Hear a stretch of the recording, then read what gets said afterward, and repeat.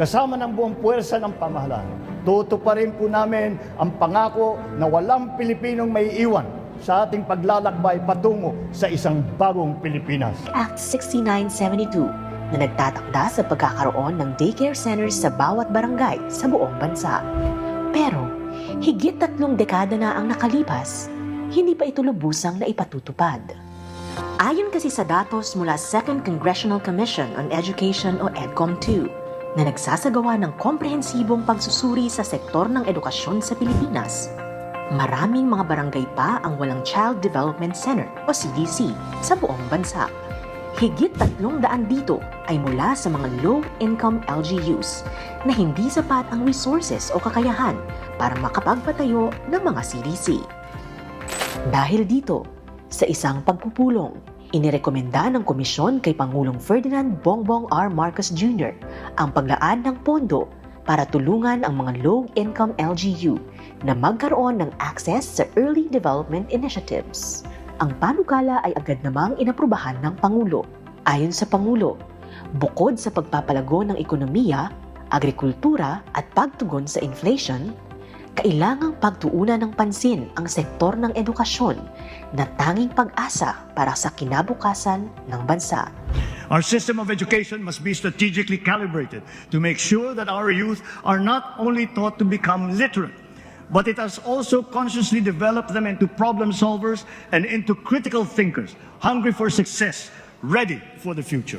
Bilang pagtalima sa kautusan ni Pangulong Bongbong Marcos, inaprubahan ng Department of Budget and Management sa pangunguna ni Secretary Amena Mina Pangandaman ang pagpapalabas ng 1 bilyong pisong budget para tugunan ang pangangailangan sa pagtatayo ng mga CDC. Noong nagbigay po sa atin ng direktiba ang ating Pangulong Bongbong Marcos na pondohan ang programang ito, umaksyon po tayo agad. We fully support our President's vision of a government that helps secure the foundation of everyone's success, and that is education. We believe that establishing child development centers across the country is crucial to every Filipino child's overall well-being before they transition to school. Para naman kay Department of Education Secretary Juan Edgardo Sonny Angara, isa itong mahalagang hakbang na kaakibat ang makapangyarihang mensahe, walang bata ang mapag-iiwanan kahit sa pinakamalalayong lugar sa bansa. Investing in early childhood is another promise of bagong Pilipinas coming to life. Malinaw ang bisyon ng ating Pangulong Bongbong Marcos, malayo dapat ang nararating ng aruga ng gobyerno. Through child development centers, our children will have the support and structure that they need even before they enter our classrooms. Sa bisa ng Joint Circular o kasunduan sa pagitan ng DBM at DepEd, inaatasan nito ang pagpapatupad ng mga local government unit ng multi-purpose building projects na gagamitin para sa child development centers. Sa paglulunsad ng programa, 328 barangay na kabilang sa mga low-income LGUs. Sa bilang na ito, 89 barangays ang mula sa Luzon, 106 sa Visayas, at 133 naman sa Mindanao, kabilang na ang BARM. Ang pondo ay magmumula sa Local Government Support Fund, Financial Assistance to LGUs, sa ilalim ng Fiscal Year 2025 General Appropriations Act o GAA. Maaaring gamitin ang pondo sa pagtatayo, pagsasaayos o pag-rehabilitate, pagpapaganda at pagpapalawak ng mga multi-purpose buildings na magsisilbing CDCs. Sa pamamagitan ng mga CDC, may access ang bawat bata edad 4 na taon pababa na magkaroon ng oportunidad sa mga pasilidad na maghihikayat ng active play at simulation activities na makatutulong sa kanilang development o paglaki. Alinsunod rin ito sa layunin ng EDCOM-2 na tugunan ang itinuturing na pundasyon ng sistema ng edukasyon, ang early childhood education, nutrisyon, at early grade numeracy at literacy. Katuwang rin ng komisyon sa pagtataguyod ng child development centers, ang Commission on Higher Education, Department of Interior and Local Government, at Early Child Care and Development Council. Ang programa ay pagdalima sa itinakda ng konstitusyon at pangako ng gobyerno na gawing prioridad ang edukasyon sa bansa. Sa huli, maaasahan nating mas marami pang bata mula sa mahihirap na komunidad ang magkakaroon ng access sa dekalidad na edukasyon sa pamamagitan ng pagtatatag ng Child Development Centers. Dahil ang pangako ng bagong Pilipinas, bawat bata ay may magandang bukas. Kasama ng buong puwersa ng pamahalaan, tutuparin po namin ang pangako na walang Pilipinong may iwan sa ating paglalakbay patungo sa isang bagong Pilipinas. We call on Education Secretary Juan Edgardo Angara and Budget and Management Secretary Amena Pangandaman to lead the signing of joint circular on the establishment of child development centers by the local government units.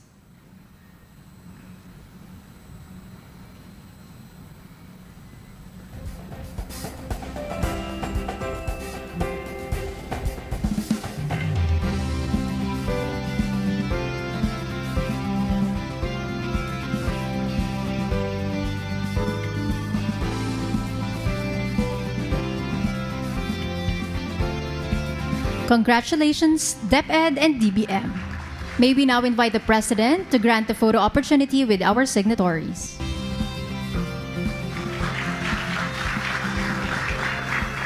Distinguished guests, ladies and gentlemen, good morning. At the outset, I will ask your understanding for being a little bit late coming up. I was downstairs doing a book reading for 3 to 5 year olds in commemoration of what we are doing here. And I have to admit, I was having too much of a good time, so I actually asked if I could just stay there all day. But apparently the duties call. But nonetheless, it's always a joy to see the palace filled with a new energy, with a new laughter, the curiosity of children. As I'm sure you understand, sometimes the palace is a very serious, very formal place. And when children come in, it reminds us what we are doing, why we are doing what we are doing.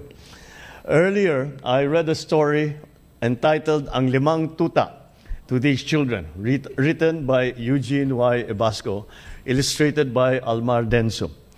It's a heartwarming tale about kindness and compassion for animals, showing us that no one is too young to make a difference in someone's life. I unfortunately probably made a mistake by bringing 2 of my dogs and losing my audience immediately. 3 to 5 year olds are not the easiest audience to keep anyway. And I immediately brought my own distractions. And that's why you will have to excuse my trousers are full of shedded hair of our toys downstairs. But now let me tell you another story. Sometime in the 1860s, a small boy sat by candlelight with his mother learning to read Spanish. That boy was not paying attention to his lesson, and the mother decided to read the boy a fable, translating it from Spanish to Tagalog. It was about a young and an old moth, and the young moth's fascination with a flame. The moral of the mother's story was to listen to one's elders. But the young boy learned a far more poignant one, that the light was the most beautiful thing in creation, and that sacrificing one's life for it was worthwhile. That boy grew up to become our national hero, Dr. Jose Rizal. He inspired our nation to fight for its freedom. This story also emphasizes the importance of reading in building the educational foundation of our children. Reading to children improves their language, develops their cognitive skills, and allows them to appreciate learning. According to various studies, early high-quality education supports children's physical, and emotional development, which they need for school readiness. In 1990, Congress passed Republic Act number 6972, which required each barangay to have at least one child development center. However, due to limited resources, the Early Childhood Care Development, or ECCD Council, reported that as of March this year, 3,800 barangays in the country have yet to have CDCs. Too many children do not have the structured care that they need in their formative years. These challenges have been accumulating for the past 30 years, cannot be solved overnight. But that does not mean we should not begin. They should no longer be the case. Today we gather with one goal: to create a better and brighter future for our children. Today, our agencies are working hard to make our education system right for our students. Last 4th March, I directed the DBM to prioritize and to fund the establishment of Child Development Centers, or CDCs, especially in the more remote barangays of Mindanao and other low-income municipalities. Our local government units will now shoulder additional costs as part of their counterpart obligation to complete the project. Sa pamamagitan ng suporta natin sa mga lokal na pamahalaan na may limitadong kakayahan na magtayo ng sarili nilang CDC, mapapabuti natin ang edukasyon ng mahihirap nating mga kababayan. These CDCs are venues for the implementation of early childhood care and development center programs and services, especially the early learning programs and family support program. Sa mga center na ito, maaaring makapaglaro, makapagbasa at makapag-aral ang ating mga kabataan. It can also be used as a resource center for developmentally appropriate learning materials and a laboratory for conducting research, data gathering, and innovations about early childhood. Sa pamamagitan ng mga CDC, magkakaroon ng maayos na pundasyon ng ating mga anak na siya namang magpapatibay sa pundasyon ng ating bansa. For this year, we have identified 328 low-income barangays that will now be provided with funding for them to access early childhood development initiatives. Of this number, 89 will be in Luzon, 106 will be in the Visayas, 133 in Mindanao, including BARM. However, CDC is just a piece of the puzzle. We must ensure that the foundations for the full development of our children are met. We are providing the first 1,000 days cash grant under the Pantawid Pamilyang Pilipino program that aims to improve children's health, nutrition, and development during the first 1,000 days of life. This ensures that our youth are on the right track towards proper cognitive development. I am glad to report that as of February of 2025, more than 68,000 households nationwide have received the F1KD grants, and we intend to reach even more. We are also pursuing the Supplementary Feeding Program, the school-based feeding program, which work together to provide our children with at least one nutritional meal for their daily endeavors. In addition, we have implemented the Walang Gutom Program. This gives 3,000 pesos in food credits monthly to the nation's most vulnerable families. My fellow Filipinos, we recognize that education goes beyond what happens just inside the classroom. The government continues to find ways to support our children so they can grow, they can thrive and reach full potential. Through health and community programs, we remain committed to helping them become productive members of our society. The Nigerian proverb, "It takes a village to raise a child," emphasizes the importance of a whole of society approach in giving our children the tools they build to face their future. To our LGUs, we need your full commitment to ensure the success of the project. You must provide our childhood development teachers and workers with the support and resources that they need, while encouraging our community members to take an active role in the CDCs. To every official and worker who believes in the power of this endeavor, I am confident that your work here will positively impact our children, our families, and then our communities. To our parents, especially those who have young children, take the time to read stories to your children. It is time well invested. It may be a small step, but it is a crucial one in looking after those who will inherit our motherland. Sa ating lahat, ipakita natin sa ating kabataan ang pagiging bagong Pilipino, disiplinado, mahusay, at mahal ang bayan.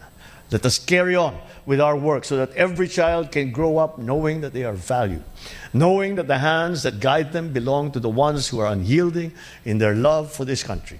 Maraming salamat po at mabuhay ang bagong Pilipinas. Thank you, Mr. President.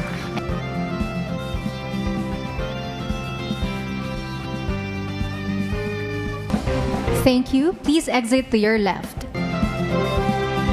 Thank you, Mr. President. That concludes our program. Thank you, Mr. President, for gracing the event today.